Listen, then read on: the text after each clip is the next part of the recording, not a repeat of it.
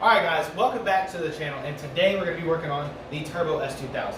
The Turbo S2000 is getting a much needed facelift. So we're ditching the old AP1 bumper, not because it's hideous or anything.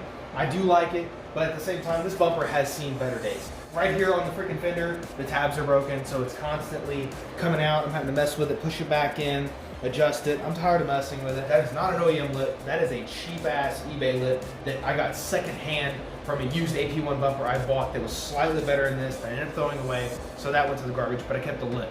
As you can see, the fitment is not good at all on this up close. It's definitely a 15-footer, but it does the job.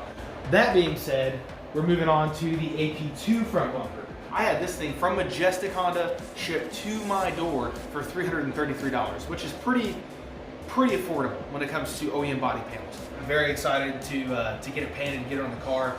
Today we're going to do a bit of test fitting because, I mean, things happen. You know, I don't want to spend all the time painting the bumper, prepping it, getting it ready, just throw it on the car, and then something be off or something needs to be trimmed around the intercooler, and then I run a risk of damaging the fresh paint. To add to the OEM AP2 front bumper, the nice touch to add would be the OEM AP2 front lip.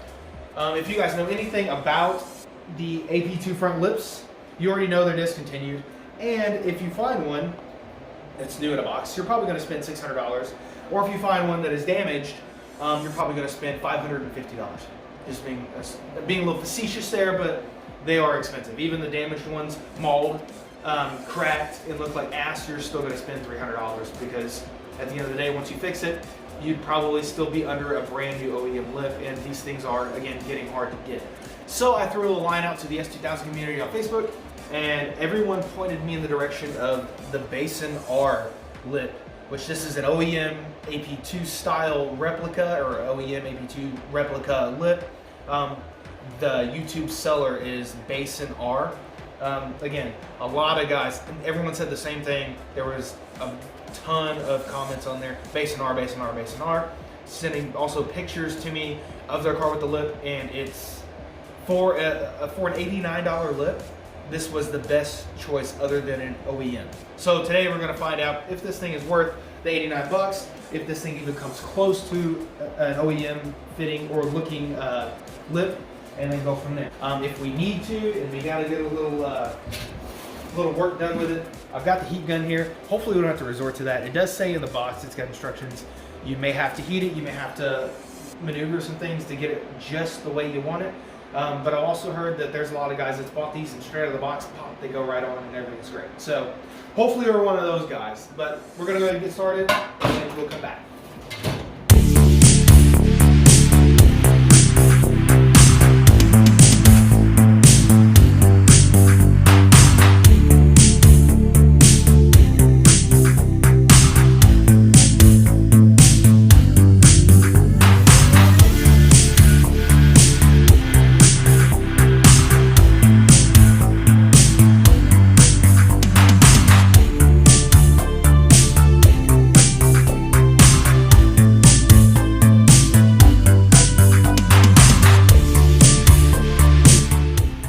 Okay guys, so we got the bumper on, we got the lip on, not all the way. I'm probably gonna do some molding. So now the bumper is on, it's test fitted. I bent some of the brackets, got everything kind of like manipulated the way I want it.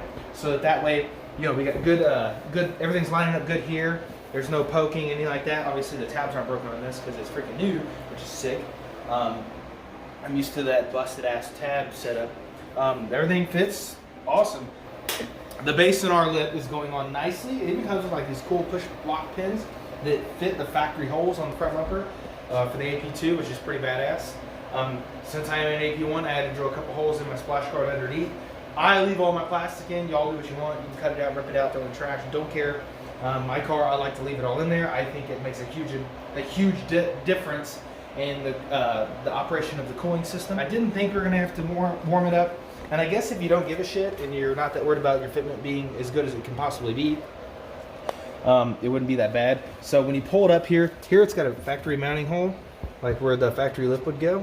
So I think that's what that is. I don't know. That seems kind of friggin' high. I don't know. I'm gonna put it where I think it should be, and I would say it should probably be with that hole. So here would get me there, if that makes sense. which gets it fitting pretty good, which it pulls it away here. But yeah, so it's gonna have to be heated up. I got my heat gun. We're gonna heat this whole thing up and just kind of move it around a little bit, get it to where we want it.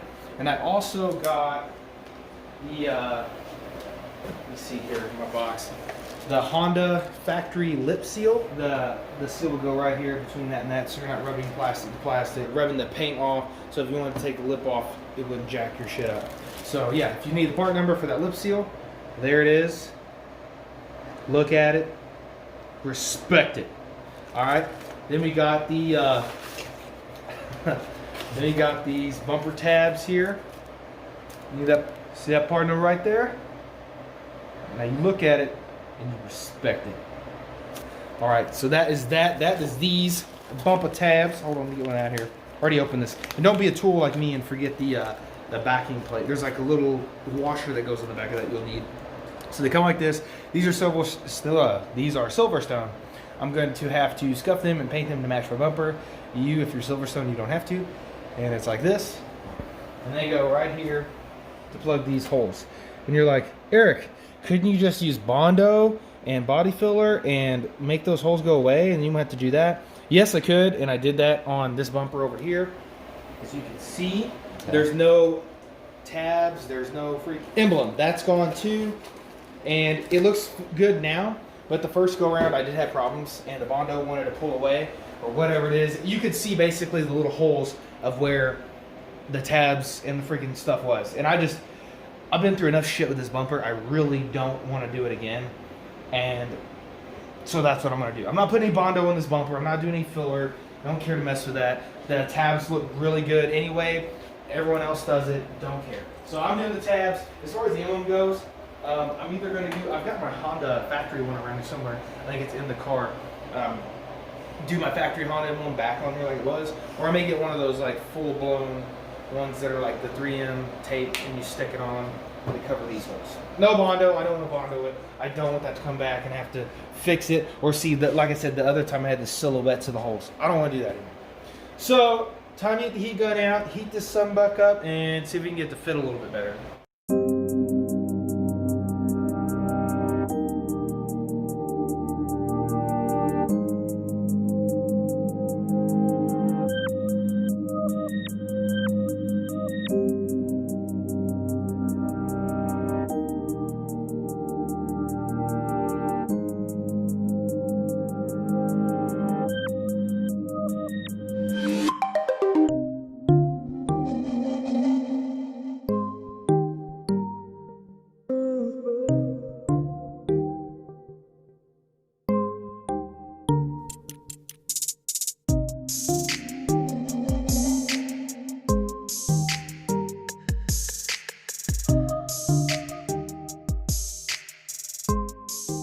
The Basin R lip is pretty much what the guys on the internet said. There's some better than others. Overall, the fitment is 90%, 95%. You know, and I would agree. That's how mine went. We did heat it up a little bit, but let's take a look at it. Here it is on the car. Again, it is going to be painted. If you guys are buying bumpers, you guys are buying body parts, anything like that, go ahead. Even if you don't think you need to, just freaking test fit the shit.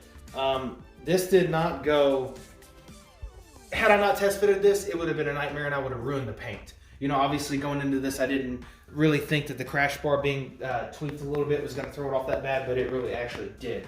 So, I'm happy I test fitted it. The bumper now pops on and off. I went through here and I just kind of set the gaps, you know, because you can bend and tweak things if you need to. Again, this car is not a brand new car. It's seen some action before. So just to get all these lines kind of lined up how I want them, you know, getting the brackets lined up and everything. And again, this is an AP2 bumper, not an AP1, so there's variances there. But as you can see, the freaking Basin R lip fits pretty damn good. For 89 bucks opposed to the 600 you're gonna buy an OEM AP2 off a guy from Marketplace, dude, it's worth the money. So some of the things I had, similar issues I had on the lip fitment with this one. Here's my AP1 with the cheap ass eBay, I don't know what freaking brand lip. It's really bad here, there's a gap. I didn't put a seal or anything. These were terrible. Look how it's like bowing out. It doesn't even fit. Does not fit at all. It's too short. And that was one thing I hated about it. Didn't come with any hardware. Obviously, I got it secondhand. Yeah, that lip sucks. It looks decent, you know, from 15, 20 foot away, and you roll up on it, man, that thing's a pile. So this one here, as you can see, much, much better. It actually makes the round. It comes around like it's supposed to. It corners off. It's a little tight there. I did heat it up, and I think that made all the difference in the world. Again, there's the fitment along this line here is really good. There is little air gaps here and there. You could even go all out and like sand out some of these high spots if you wanted to get crazy with it.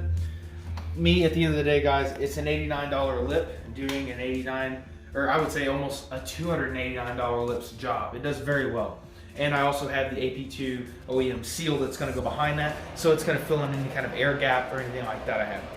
So all in all, the AP2 bumper is test fitted on the car. The base in our lip is test fitted on the bumper. Now I'm just basically waiting to take it off, paint it, and put it back on. So I don't know if I'm going to do a video on the painting. Probably not.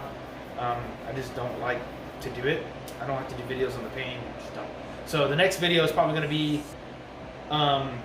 me putting the bumper back on the car, or maybe after.